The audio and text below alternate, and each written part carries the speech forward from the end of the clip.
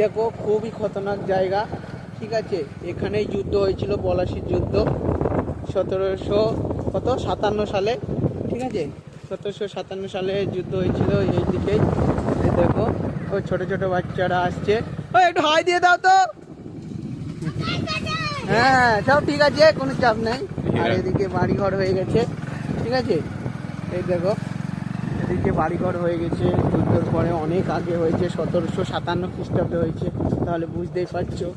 এই দেখো সব নিরিবিলি জায়গা হয়ে গেছে। তা তোমরা যদি ঘুরতে আসো, ঘুরতে আসতে পারো, এটা খুবই ভালো জায়গা, ঠিক আছে।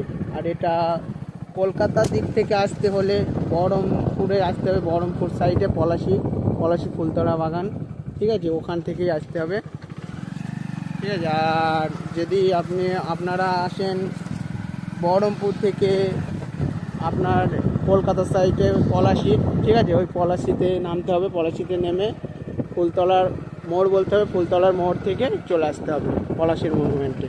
এই দেখো, ঠিক আছে। এই খুব ভয়ঙ্কর জায়গা, এগুলি সব চারিদিকে আম বাগান, ওই দেখো আম বাগান, বাঁশ বাগান, সব এগুলি আছে, ঠিক আছে।